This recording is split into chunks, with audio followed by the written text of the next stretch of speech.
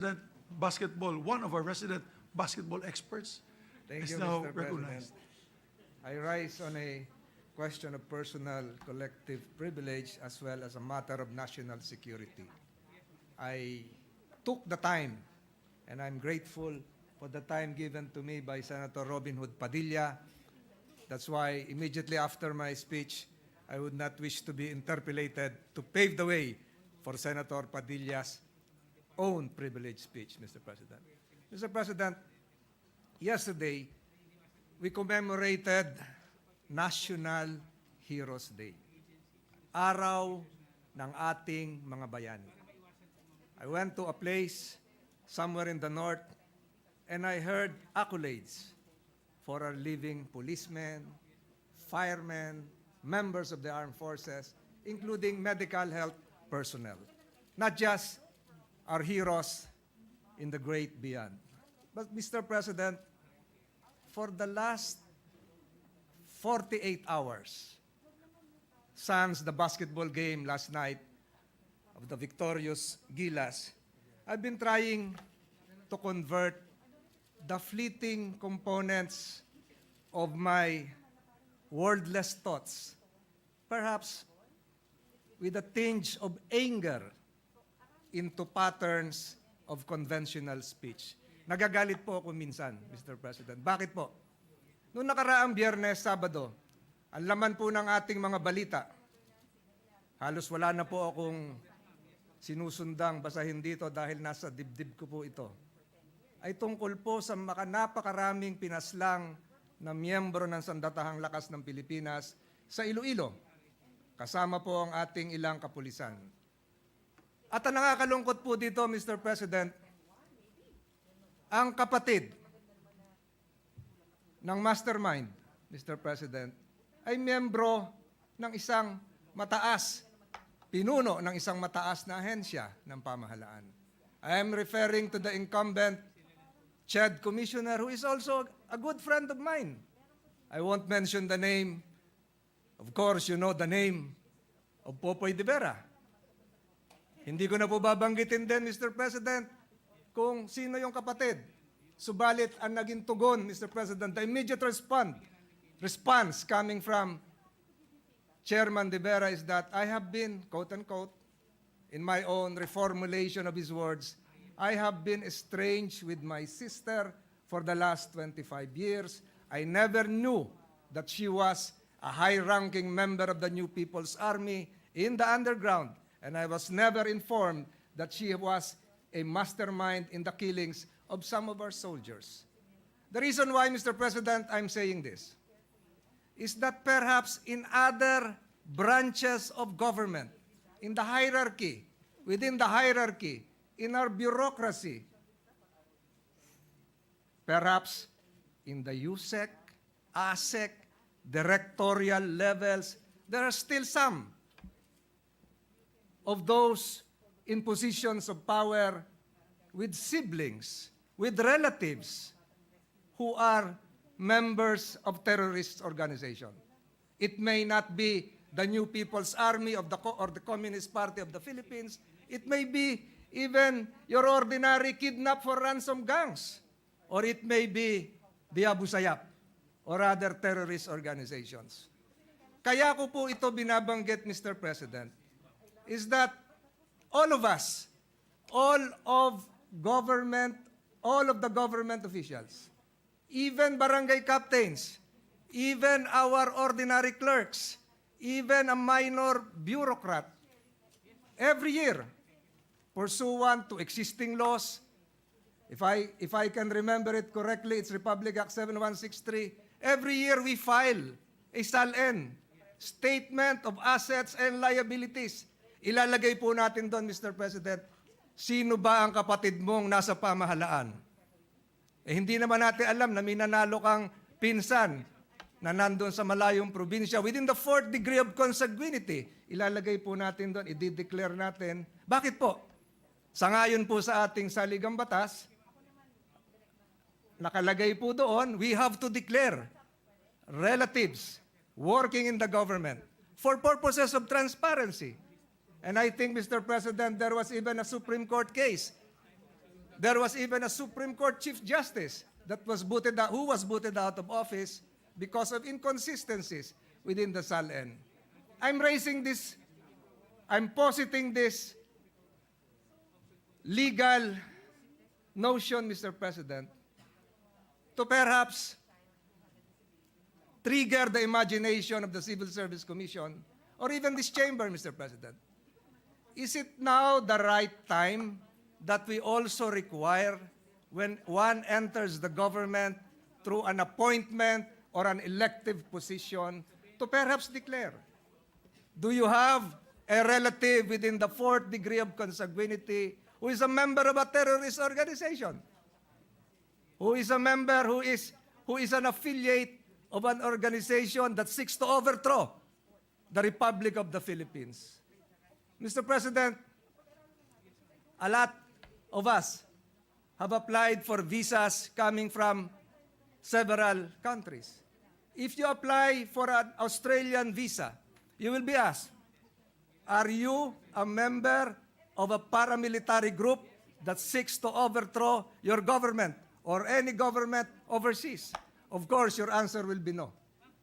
If you apply for a U.S. visa, Mr. President, you will be required to answer, are you a member or affiliated with a group inclined to overthrow your government? Or are you affiliated with a terror group? Bakit po sa atin? Walang ganyan. Sa atin po, ang nire-require lang natin, SALN. Meron ka bang kamag-anak na nagtatrabaho sa gobyerno? Kahit po mababang pwesto, kahit barangay official, di-declare po natin. Yun po yun nasa batas. Bakit po hinahayaan natin? And I am not ascribing any fault on the part of Mr. Popoy de Vera. Kapatid lang po niya yun. Perhaps he is right. Baka nga po hindi niya alam kung anong ginagawa ng kanyang kapatid, who is now detained in the Iloilo Provincial Jail. Baka wala talaga siyang alam. We have to give him the benefit of the doubt. Perhaps he is correct. She is presumed innocent. Subalit, kaya ko po sinasabi to, perhaps in other branches of government, there might be some people connected to incumbent officers who might have access to confidential information that might endanger national security. I might be right, Mr. President, because there are several sensitive positions in government which perhaps our intelligence community can no longer be able to monitor, Mr. President. I'm saying this, Mr. President, not because I am imputing bad faith on the part of a fellow government servant. I am saying this, Mr. President, is because it is now the right time to change some of our laws, some of our rules. While we admit that we committed several mistakes when we passed that anti-terror bill, whose provisions were declared unconstitutional by the Supreme Court itself, perhaps the right to preserve, to protect our society is primordial. And let me quote Article 2, Section 5 of our Constitution. The maintenance of peace and order, the protection of life, liberty, property, and the promotion of the general welfare are essential for the enjoyment by all the people of the blessings of democracy. Again, I reiterate, yesterday we commemorated National Heroes Day. And every Monday, in all government offices, during flag-raising ceremonies, including our own, including the Senate, all employees would raise their right hands. Ako ay nanunumpa na magiging tapat sa watawat ng Pilipinas, etc., etc. And when we assume office, after being elected or after being appointed, we also subscribe to the same oath. Ako si nanahalal o nahirang sa katungkulan bilang ay taimtim na nanunumpa. Natuto pa rin ko ng buong husay at katapatan sa abot ng aking kakayahan at babanggitin po doon ang saligang batas ng Pilipinas at kasama na rin po yung binanggit ko na dapat protektahan ang life, liberty, and property. Mr. President, I pose this question not because I am against Popoy de Vera. I pose this question because we have to have a semblance of a strong government. I pose this question, Mr. President, not just because we commemorated yesterday the National Heroes Day. I pose this question that perhaps creeping within the bureaucracy are anti-heroes or unheroes or non-heroes that might endanger the very fabric of our democratic way of life. Maraming salamat, Mr. President. I said a while ago that I wish not to be interpolated, but because I took the time of Senator Robin Hood Padilla, but now I see the hands of my Blue Ribbon colleagues who failed to offer me lunch. Mr. President, with your permission, I'll take one question each from one of them before I yield the floor to Yes, Senator Padilla. we'd like to appeal to our distinguished colleague. It is a very interesting topic, very serious topic, and I think it needs further clarification. If he may allow our minority floor leader to ask a question. But at any rate, Mr. President, we always preface our interpellation with if the good gentleman would yield for some, but for some questions. He can answer no. So, would the good gentleman yield for some clarificatory questions on the subject matter of his privileged speech? Willingly, Mr. President, okay, as long as Senator Padilla will not take it against this representation because I took his time. I promised him I'll just use his time of 3 minutes. So that makes the matter moot and academic. So No, I will thank you answer. for- Yes, I will now propound questions. Mr. President, hindi ko maalala yung family name, pero nangyari na ito before na meron po tayong naging general sa Armed Forces of the Philippines na may lalaki pa to, na may brother na naging high-ranking commander din po ng New People's Army. Nangyari pa yan. Ano? Z-U-M-E-L. Zumel is the family name. Is the gentleman aware of this of this circumstance, Mr. President? I am not so familiar, Yes, but meron the pong general's name sounds familiar Yes. coming from the armed forces. Meron pong ganon. So, napapakita lang po na we have free will. I mean, the brother that general was not his brother's keeper. Decision ng brother niya should not and did not affect his military career, umangat siya hanggang sa taas. So, Popoy de Vera is not his sister's keeper. Why do we put pressure on him to explain the actions, past decisions of his sister, Mr. President? No, I'm not imputing any bad faith, as I mentioned. I'm not putting pressure. We are not requiring him to explain.